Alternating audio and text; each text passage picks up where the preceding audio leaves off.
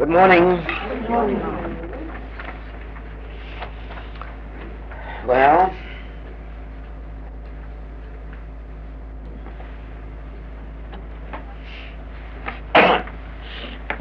we are here, I suppose you might say, in a sort of a conspiracy. We really should be seriously conspiring here against all the evil that's in the world. And so, inasmuch as we have such deadly designs on the world's evils, we ought to make sure, before we see the end of this week, that whatever questions remain with us are brought to the surface, because, very seriously, we are engaged in a world work. Every time that a simple cold is healed, or flu, we have demonstrated that there is a power on earth that the world knows not of. The only power that the world recognizes is force. A lady sent me yesterday an editorial from a newspaper in Australia, commenting on this spiritual healing thing that's going on in Holland with the Queen. And this very wise newspaper editor with a tremendous following says he wonders how many centuries must go on and people believe in all of this nonsense as if there were anything but just force. Why, how can an educated queen believe in such things as spiritual things? Just impossible for an educated person to believe in. Now that's really much of the attitude of the world, because even though there are less public editorials like that, there are just as many editors believing that, with not quite the courage to say it, because there are more orthodox churches acknowledging that there must be something to it, and so editors are becoming a little more careful of their reading public. But they haven't changed their spots, nor their convictions. And so it is that you very little realize how few people there are in the world who have accepted that there are any other powers in the world except medicines or bullets or bombs. How very few people have accepted that there are invisible powers, what the Master called angels, that could bear me up. But there are angels. There are invisible presences. If you like, you can call it a presence. It makes no difference, because it's only one presence, just as we are only one presence in this room, although with the seeing of the eye you would call us presences. But we're only one. There's only one life in this room. There's only one intelligence. There's only one love. It can be 1,000 times expressed, but it's still the one. And so we may say there is only one angel, or we can say there are angels. We can say there are presences, or there is only one presence. But what I am trying to convey to you is that there is an invisible something. Call it even and intangible, since it is not known to human senses. It can't be seen, heard, tasted, touched, or smelt. And yet it exists. Yet it exists in this room. Yet it exists in your individual consciousness and mind. This something that the world as a whole does not even acknowledge.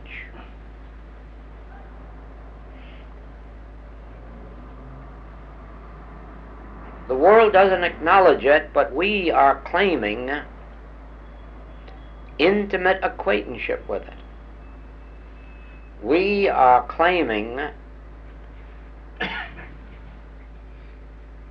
conscious oneness with it. We are claiming an understanding of its operation. But you see, we can only claim that in proportion to our demonstration of it, not any more.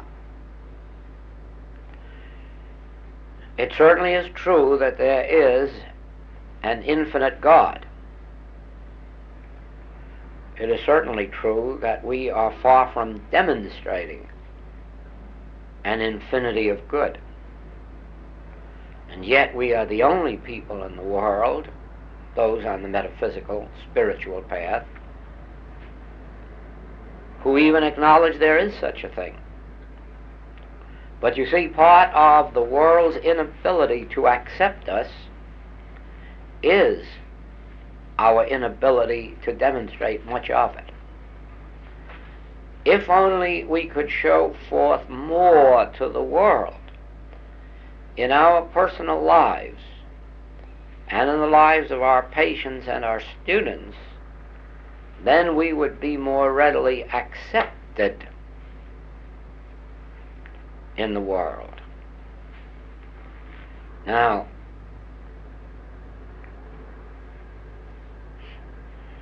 of the recognized movements, metaphysical movements of the world,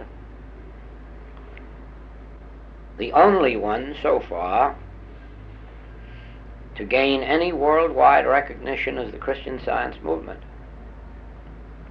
That has gained absolute recognition in all countries on the globe. It is legalized. And not only legalized, but recognized for what it has accomplished. But that is only a beginning. That is only a beginning.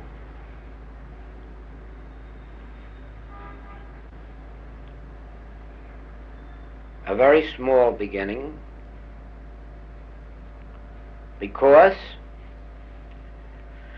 even the Christian scientists today are not doing those works of which they are capable.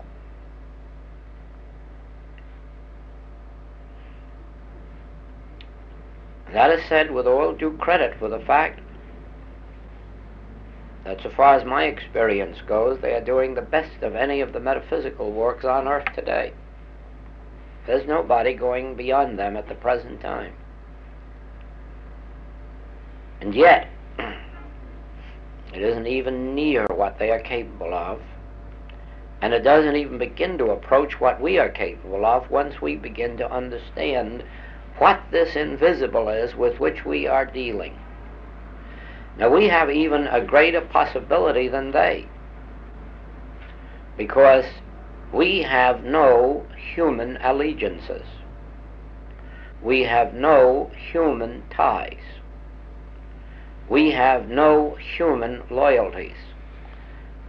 We are set free to make our spiritual contact without limitation and without comment and without criticism among ourselves. In other words, if our students were every one of them to have a revelation, an unfoldment of God, no one in this whole activity of the infinite way would presume to say it didn't happen. In other words, it is opened out not as a possibility merely for the leader, but for every single individual who opens themselves to God. Secondly, there is no limit to what an individual can accomplish except the limit of their own capacity to find their conscious union with God. They're not limited by an organization. They're not told what position to occupy or not occupy. They're not given a title or limited to a title. They are absolutely, in the infinite way, our students are absolutely free in Christ to make whatever demonstration their state of consciousness will embody and include. So you see that for us, there are absolutely no limits whatsoever. None. And the degree of our unfoldment is the degree of our individual capacity to unfold in God. And no one can set a limit on that but the individual themselves. And the limit they set is the time, the attention, the devotion that they give to spiritual development. Now, it was brought out last night at the lesson that the only way to develop spiritually is in the degree that we keep our thought stayed on God, in the degree that we acknowledge God in all our ways, in the degree that we pray without ceasing, in the degree that we meditate and make inner contact, in the degree that we refuse to accept appearances at face value and not put on them labels of good or evil. So you see that the limitation, if there is to be one in our demonstration, is a limitation which we are going to place upon ourselves, not one which the infinite way will place on anyone. Now, if there is a question this morning in your mind, something that has stood out to you in these last few days that requires clarification in your thought, don't hesitate this morning to ask that question. Just raise your hand and ask it. And let us accept the fact that we are here in this room for the purpose of bringing to light anything or everything that will help us to function on a higher spiritual plane.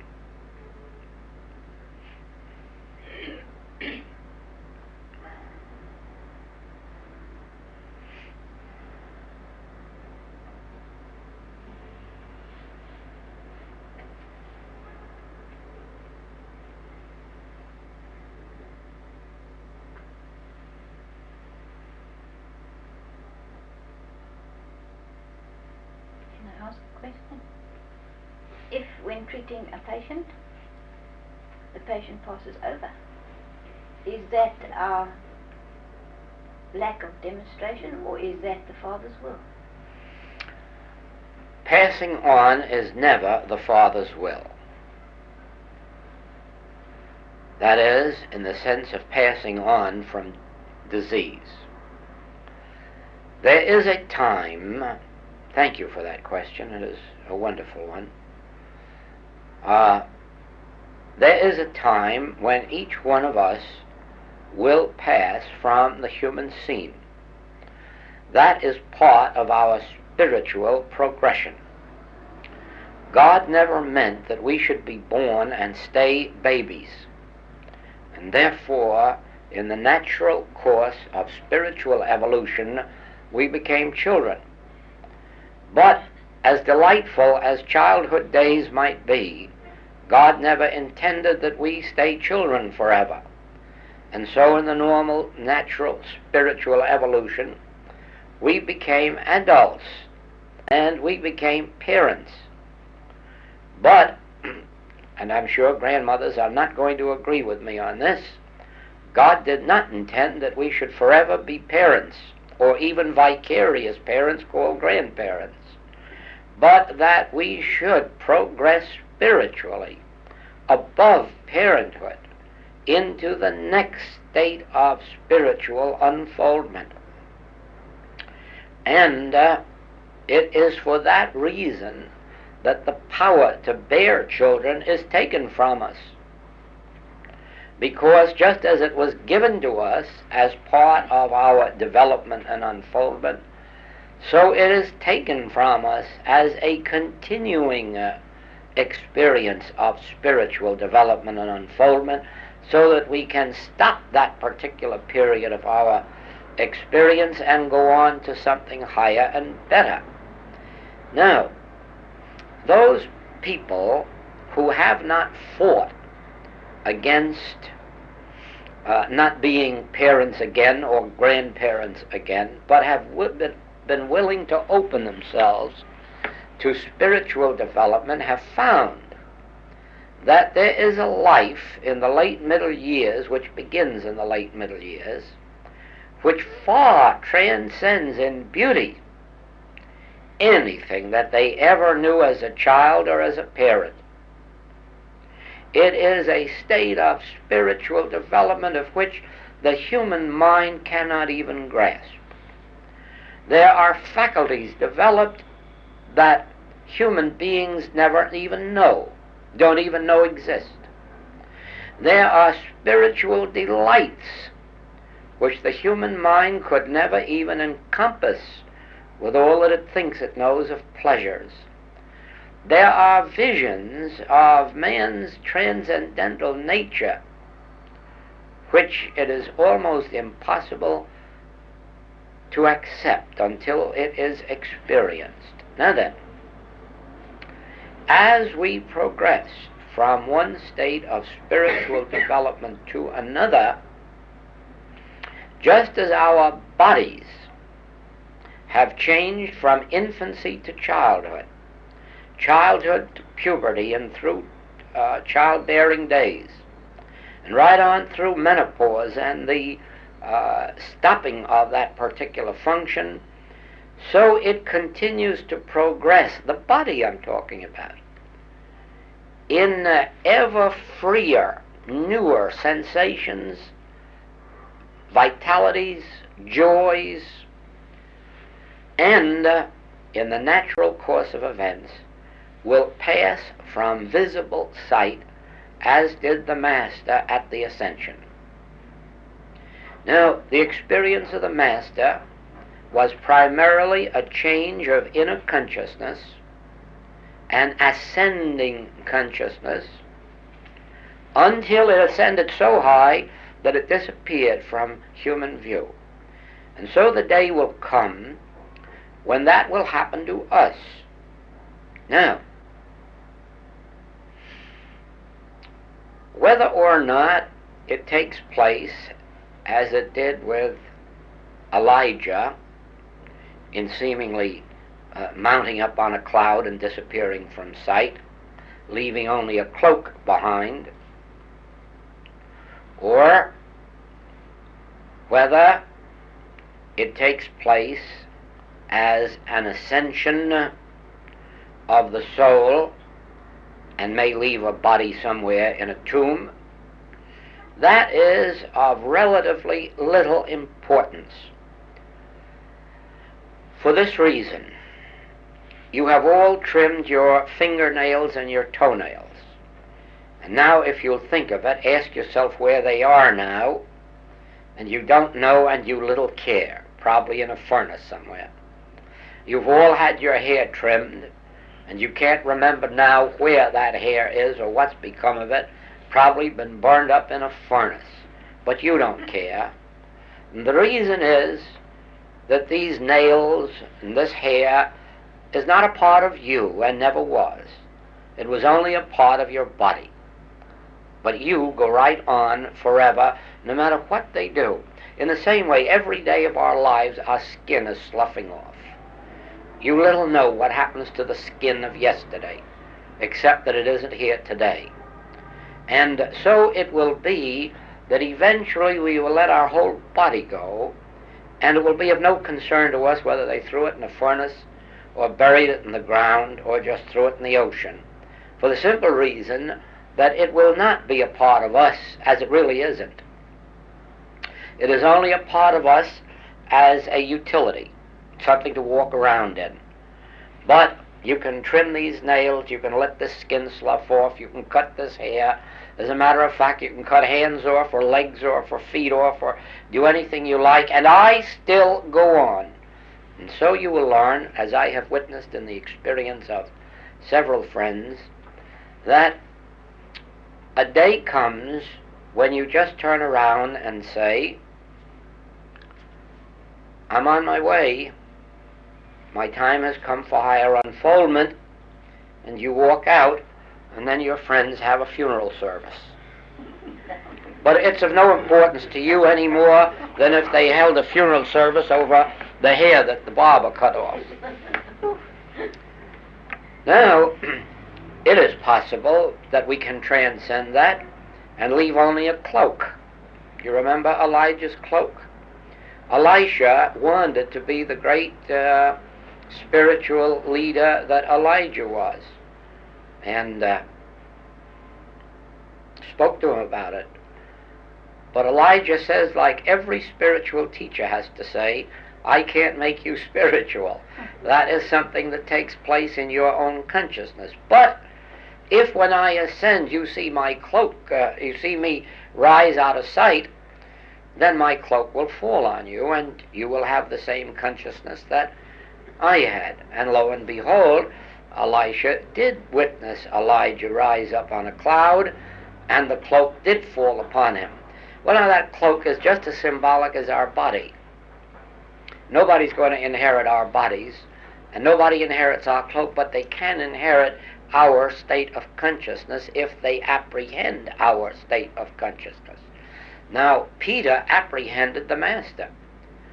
Who do men say that I am? Oh, a Hebrew prophet resurrected.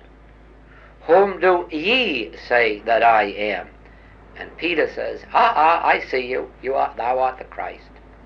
Yes, you see, Peter apprehended the nature of the Master, and thereby he was enabled to, you might say, wear the cloak of the Master.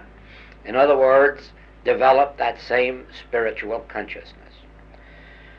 All right, whether or not now we leave this scene by just saying, well, friends, my time is here, I'm leaving you goodbye, and then I walk out and you have the service, or whether I carry it on up with me is of no importance. The day is coming when I am going to disappear, and so are you, from visible sight. And it may be that in our present unfoldment and for the good of the world at large, it may even be a better thing that we leave a body for burial and not have the world running around looking for us, claiming our students faked something for a good purpose. Now, that covers the subject of a continuing, expanding, and ascending consciousness that ultimately disappears from human scene. But it does not account for death through disease. Death through disease most usually is the result of our individual failure to comprehend life, not necessarily the practitioner's failure. For this reason, nobody ever passes on without first giving their consent. No one. It's an impossibility. Everybody has to first, within themselves, give their consent, and they don't always do it so that you know it. Very few people want to tell you that they're ready to depart this earth, that they've had enough. But most people who do get ready for that stuff have had enough. They've either had enough of family burdens or misunderstandings, or they have enough of fearing lack or limitation, or they are beginning to feel the pull of an aged body and are a little bit weary dragging it around, or discouragement comes in because they're not making some other demonstration. But you will find that even if it's a child, they feel that their own time has come. I know of an 8-year-old child who was passing on from leukemia, and when its mother sat by it grieving, turned around and said, "Mother, please don't grieve. I finished my work on earth and I'm going home." That child, even at 8, had come to a conviction that its work was done, whatever it thought its work may have been, and it may have been so. Now, the point for us to remember is this, that as practitioners, it is up to us to be as consecrated and devoted as we can with every case that is entrusted to us, but not to feel a personal responsibility in the sense that we can stop everybody from passing on, because we can't. They have the decision in the final analysis within themselves as to whether or not they want to stand and fight or retreat into a shell that they will call passing on. And so it is that, and I'm speaking to you now from my personal experience, I approach every case as if it were given to me to save this patient, as if it were given me to keep this life here on earth. But in those experiences where that has not happened, then I have accepted it as being beyond my individual capacity to know more, and probably within the range of the patient's capacity to take themselves off. Now, there may possibly be times when a case that I'm losing, some other practitioner could pick up and win. That may be, and the only way we'd ever have of knowing that is if it actually happens, you see? And that is a question I doubt if any of us are ever going to satisfactorily answer. Certain it is that many cases the disciples couldn't heal and the Master did. Certain it is, many cases, many practitioners could not meet, and I have. And certain it is that there may have been those that I could not meet, that had the right practitioner come along, they may have met, but I have no way of knowing that. I only know that in those cases where there was a passing, I had stood fast with the highest that I had, and beyond that I couldn't go. But never accept death as God's will, because that is going back into old theology again. Anything they can't understand, that must be God's will, you see? And if we take an attitude like that, we're just not going to save our patients, you see? God's will is life eternal. That must be our standpoint, you see? Then, since passing on isn't really death, if somebody here and there decides they do want to go on, well, they're going to start all over again anyhow. It's not really death, it's just another phase of life. And so it isn't any final tragedy. Is that clear? Accept the full responsibility for healing, but your experience will prove that you cannot save every case. And I've also seen this in the healing work. I had a secretary whose mother passed on in a stroke at 79 years of age. And the brother just happened to walk in about 5 minutes after his mother had passed on, and called my office, and in 25 minutes that mother was back on earth again. Now, that mother lived to be 85. But at no time in that 85 did she stop blaming me for her being on earth because she didn't want to be here, you see? And not only that, but she kept telling her daughter, I'll fool him one of these days. He won't let me go, but when he's away, I'll go. And when I moved to California, that woman passed on the very next week. Did you deliberately bring her back, or did you just take your mind right off her and she just came back of her own? Oh, yes, it was just a question of, no, it was just a question of treating it as I would any other case. I didn't think of it as life or death. To me, it was just a call for help. And as I contacted the spirit, that's the way it unfolded. Oh, no, I never try to heal anybody. My whole healing work is trying to make contact with God and then letting whatever happen. You see, I make no, I have no thought about healing disease or saving life. I have only one thing when I'm called on for help. Can I make an inner contact with the Spirit? Can I feel that flow, that release? That's all. If I do, that's when healings take place. And I've seen them right at death's door and come right smack back and have wonderful healings. But it wasn't because I made an effort to save their life. It was made because I made the effort to maintain that contact. And that is the way the healing took place, do you see?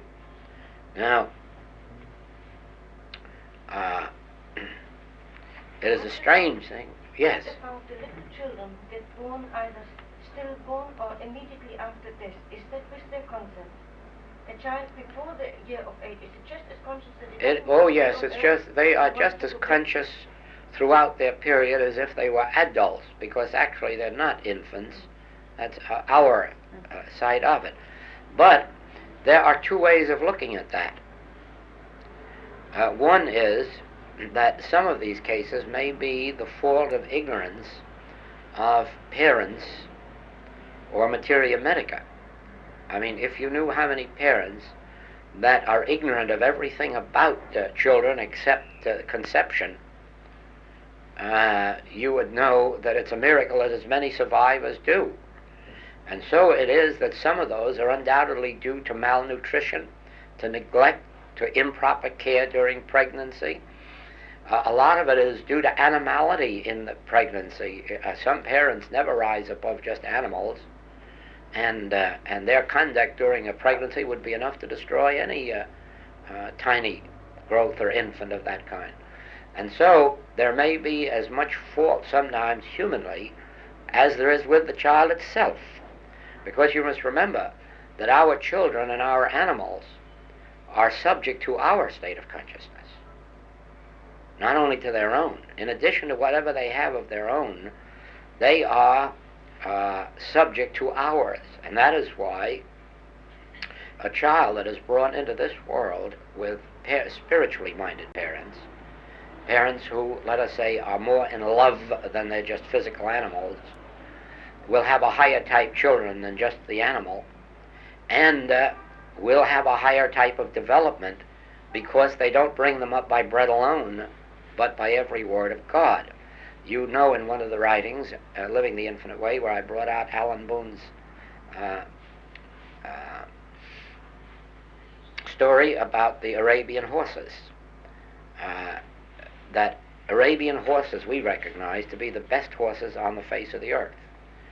And we are told that in Arabia, while the mare is in foal, that a religious man goes out every single day and reads to it from the Koran, a certain amount of passages every day. Now, never doubt that that has an effect on that foal.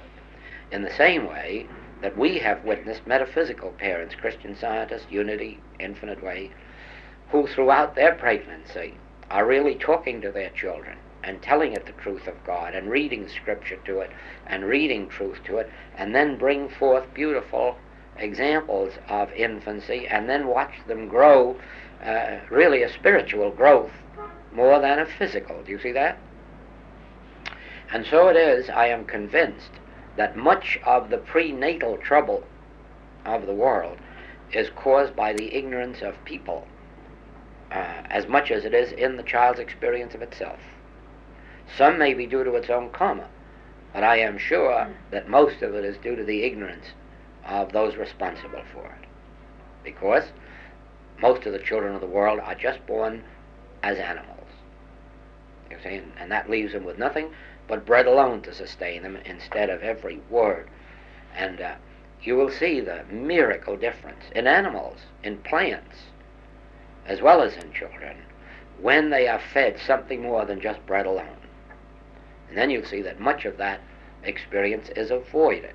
Just like in the homes of metaphysicians, there is not near the amount of child diseases than in the non-metaphysical home. As a matter of fact, in the States, its average is only 20%. Any school record will show you that a Christian Science child only has 20% of the absences of a non-Christian Science child. We don't have any records for Unity or for Infinite Way.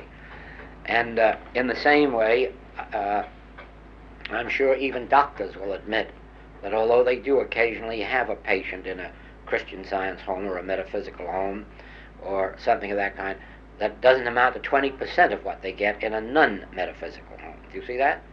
Showing that actually we are changing the destiny of this world.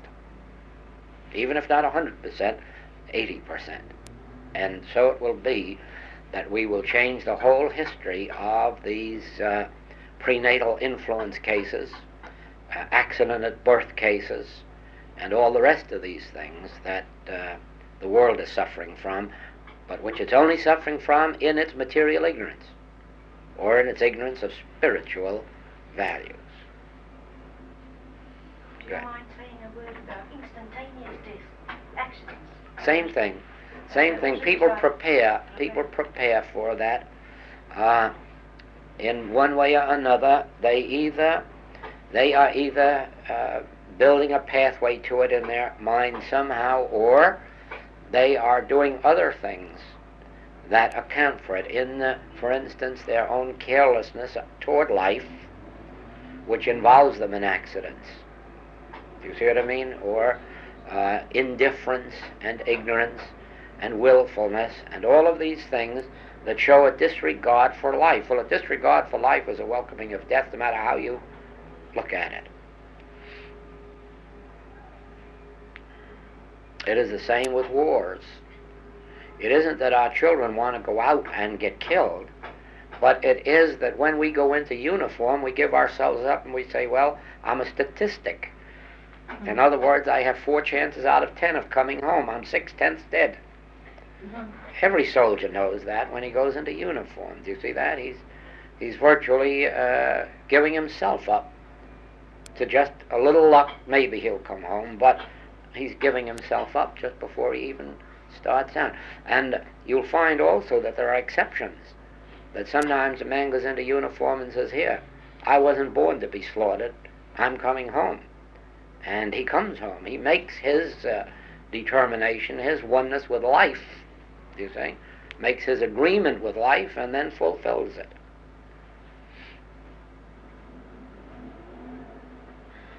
May I ask you about the handling of evil? What do you teach? About the handling of evil. Now, you recognize, of course, that all evil is impersonal. It's never personal. Evil is never brought about because of a conscious willing of evil, even when it is consciously willed. Even when it isn't. Because even the person who's consciously willing it is the victim of an impersonal evil that is handling him at the moment. It is like a person who is stealing. You say, oh, but that's conscious theft. He's lifting out his hand to steal. Oh, no. He is hating it and fearing it more than the fellow who's going to be robbed. He is doing it in his ignorance of where else to get supply. He is doing it because of an imposed will that has said there is no other way, or this is the best way, or the quickest way, or so forth and so on. In other words, everyone is unconsciously a victim of evil, not consciously. Now then, evil is impersonal. And That must be very evident in the case of infectious diseases or contagious diseases, that nobody is actually willing it or wanting it or desiring it. They merely become victims of it. Now, the handling of evil in the infinite way is this wise. Since God is the only power, evil can only exist as a claim of a power, an appearance of a power apart from God. But it cannot exist as power.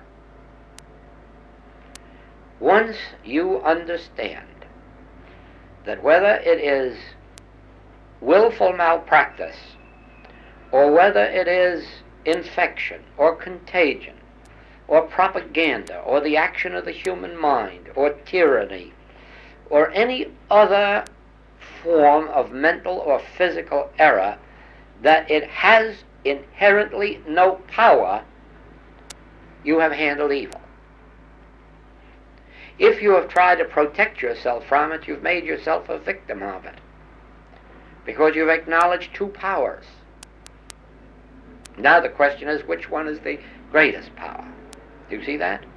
Now, the infinite way student is very careful to handle evil every day, not by ignoring it, because that's the best way to become a victim of it, but by consciously acknowledging, I and the Father are one, and that truth is the only power on earth as it is in heaven. Or, no weapon that is formed against thee shall prosper. Why? Because it isn't evil, whether it's person, place, or thing. Do you see? The infinite way teaches us that whatever happens to us must happen through our consciousness. For instance, if any good comes to you through being in this class, there is only one thing responsible for it. You consciously brought yourself here. Nobody else did it. Nobody sent for you. You came. You had to make the decision to come. You had to see the worthwhileness of coming. You had to give up the time and the effort. You had to arrange your affairs. You had to battle through some nasty weather. Do you see how then whatever good comes to you was a direct action of your consciousness? And if you had just said, you are this way at home, nothing good would happen to you here. See that?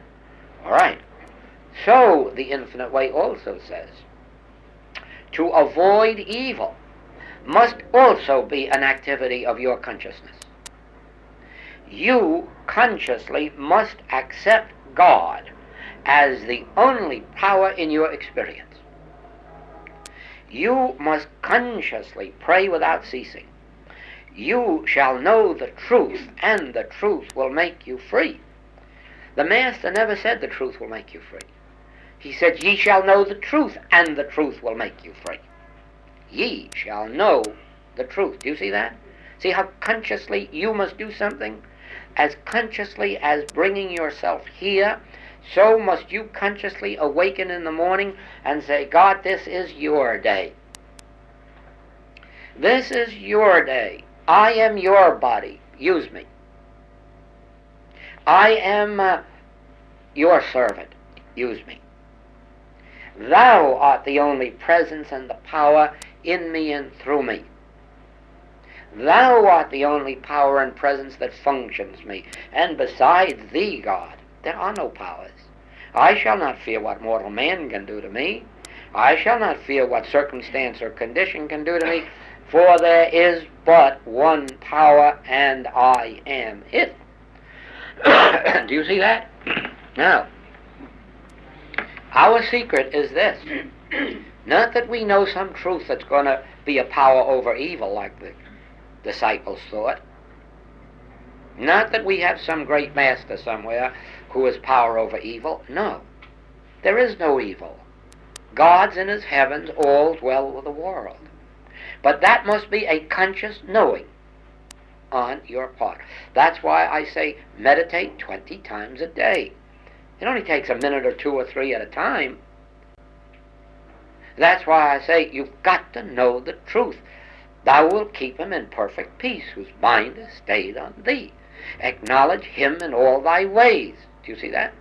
Whether you go out of this door, you have no right to go out unless you consciously know the presence has gone before you. Do you see that? Otherwise, you are leaving it to Lady Luck as to what greets you on the other side of the door. Don't forget that if you were to ask an insurance representative, they would tell you that we aren't human beings, we are statistics. 4 out of 10 of us will fall in the bathtub, and 2 out of 10 of us will slip on the ice, and 6 out of 8 of us will catch a cold. And do you see that? And if we get in an automobile 100 times, we'll have 18 accidents. That's what they'll tell you in the insurance company. They know exactly what is going to happen to you every one of the 24 hours of the day, and the fact that they make money proves they're right. That's If not it- with infinite way students. Huh? They're not right with infinite They way. can't be right with any student of truth. They can't be right with any student of truth. But they will be proportionately right as you neglect knowing the truth. Do you see that? Because whatever happens to you, life or death, comes to you through your own consciousness. You open the way for it.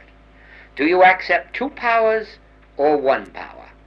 On that point determines your whole experience.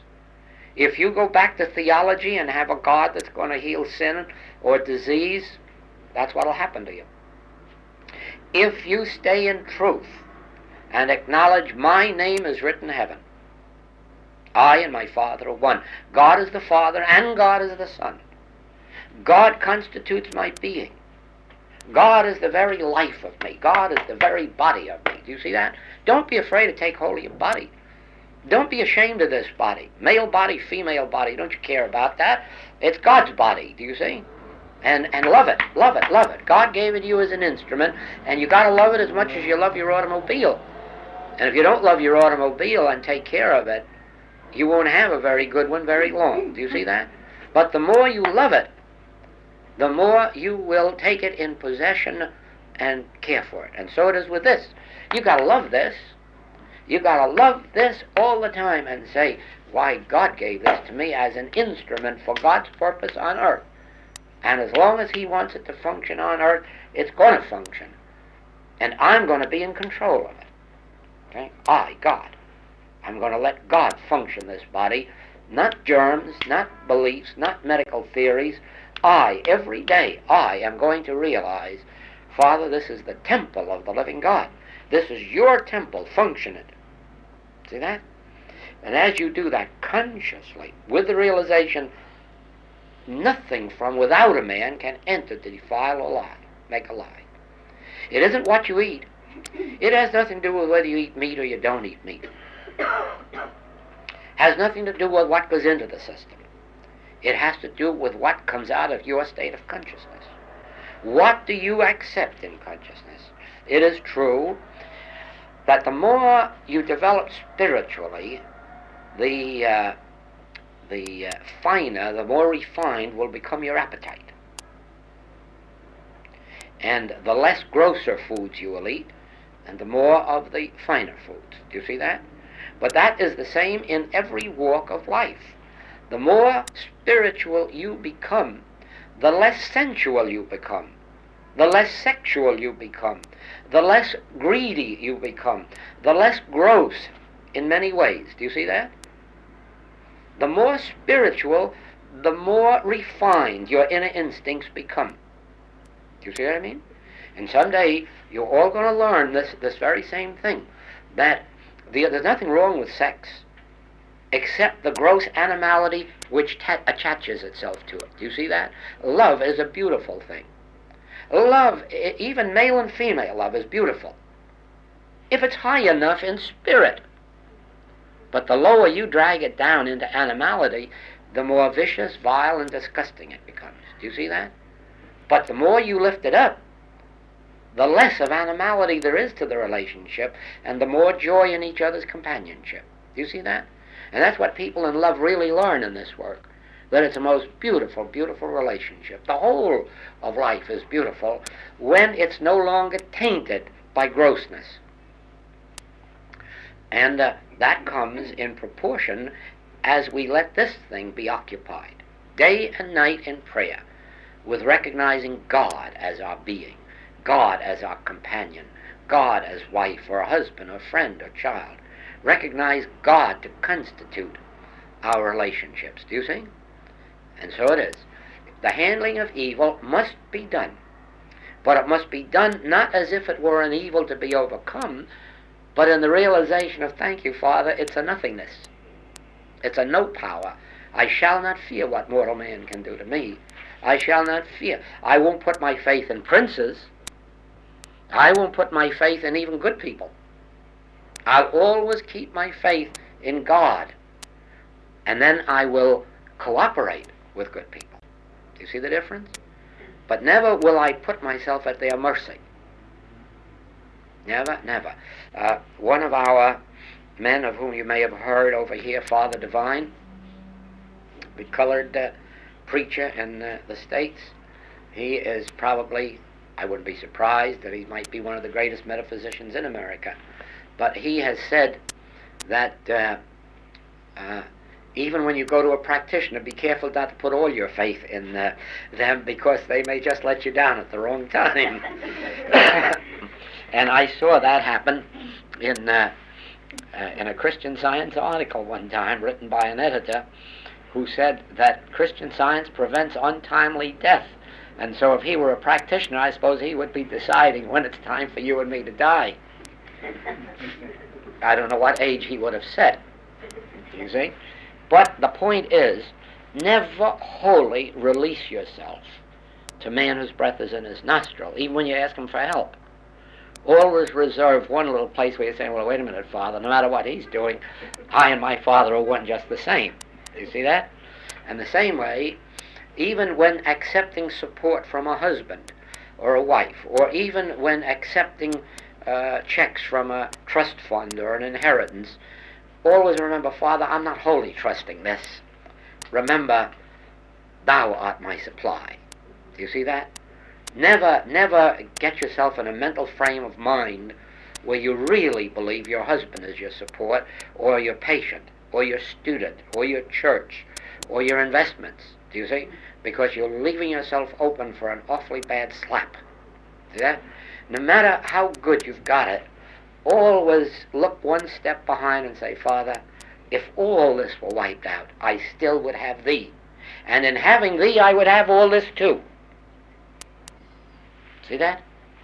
Now, those who have God have all. And that is why it has been said, if you had God and everything in the world, you would have no more than if you just had God. Because God constitutes everything that's in the world. How are you going to separate them? See that? So it is. Yes, the infinite way student sometimes complains to me that I talk too much about error, but don't you believe it. Sometimes in the States, the truth centers, when they have invited me to talk, will say, Mr. Goldsmith, we know how you feel about error, but you don't have to mention that in our center, because our students know that there is no error. I said, then why do they want to come and hear me? Why don't they stay home and enjoy the day? Okay? But it isn't true, you see. There isn't anybody in this world knows all about error, or they wouldn't be suffering from it. How would you treat excessive smoking? I don't treat any particular, I don't look on it. I have no criticism for it. I have no judgment, no condemnation. It has nothing to do with me. All I am interested in is God contact. Now, if a person smokes too much and says to me, would you give me help? My only answer is certainly. But if I were to say smoking is an evil, I would have prevented its healing. Do you see that? Because I would be accepting a power apart from God. So my answer is never that it's right and never that it's wrong. My answer is I will give you help, which means I will make my God contact the same as if it were cancer or consumption. You see?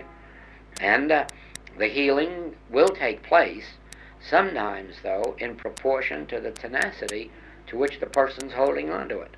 Even the person... They don't want to let it go. Oh, no, you have no right to stop them then. You see, you must always recognize the rights of individuals. Now, we are metaphysicians. And would you like someone to come along and put a bottle of medicine under your nose when you're sick and say you must take it? Well, we have no right to put a prayer under their nose. Do you see that? We have no right to do that at all. I would no more take advantage of a relative or friend by interfering in their personal life.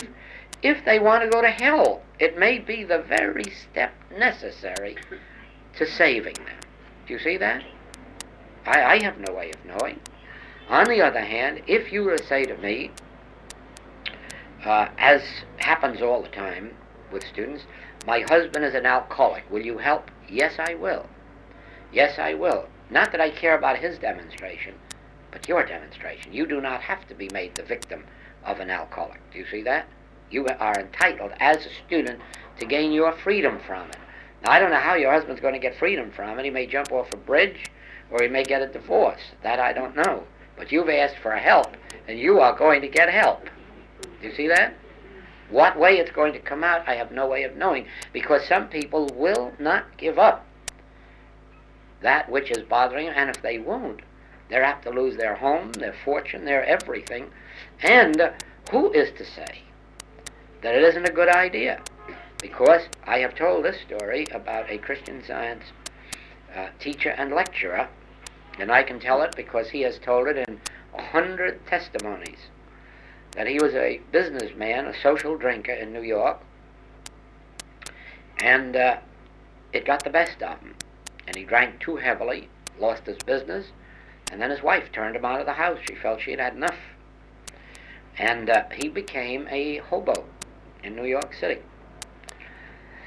And one night, cold, wintry, snowy night, he was walking down Central Park West without even an overcoat on, freezing, and drunk.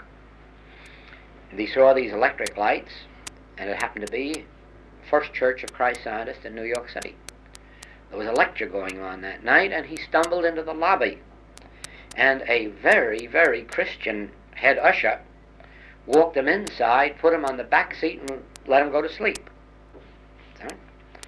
And which was really compassion. But during the sleep, this man was healed of his alcoholism. When he woke up, he couldn't drink anymore. And 6 years later, he was the first reader in that church. And then he went on to become a teacher, and then he became a lecturer. And eventually he was reconciled with his wife. So that, who is to say that being put out of his home or getting down in the gutter wasn't his ultimate salvation? And that man I was personally acquainted with, and at 97 years of age, he passed on in his 97th year. Okay? No.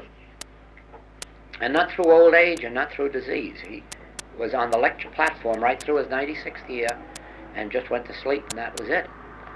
After a weird beginning, you see.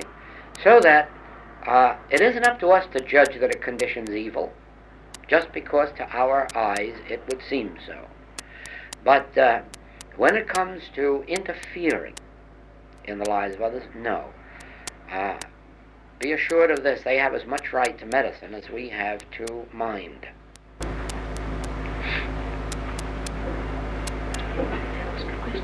You mentioned an outbreak of polio in the States, and you realized the Christ on the instant dropped. Was that an indirect claim through? Well, now, this question refers to the incident of the polio drive in California. Now, as a matter of fact, this wasn't a claim at all.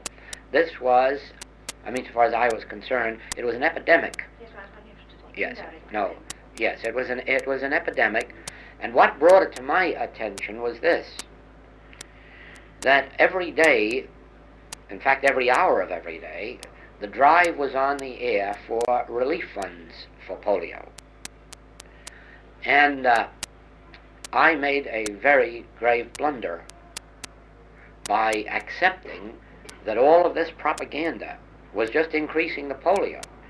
And according to figures it was. The rate of polio nearly doubled during that drive. And I accepted the fact that it was this propaganda and radio stuff that was doing it. When the realization came to me that I was causing more of it than they were, that I was accepting the human mind and medical theory as power, and I was accepting propaganda as power. I was accepting these radio broadcasts as power, and they weren't power at all. So I said, now you can go ahead and drive and talk and propagandize, do anything you want. Now we've got it in its right place. It's a belief, it's not power. And the case has dropped to 1 a day. You see? But there was the fact that I was doing what most of us do in metaphysics, blaming the human mind and giving it power. See that? No, just turn it off. Do you see that? Yes. We are always, aren't we, claiming that the human mind is doing something, but it isn't. We are permitting the human mind to be a power. But I was wondering if it was people who were actually turning to God for help that made you realize. Oh, Was that spoken? I wouldn't think so. I would think that it was part of my normal function. What is my normal function? My normal function is to live in the realization of one power, isn't it? That's the only reason you might say I'm on earth. To be a stabilizing influence, to know that there's but I was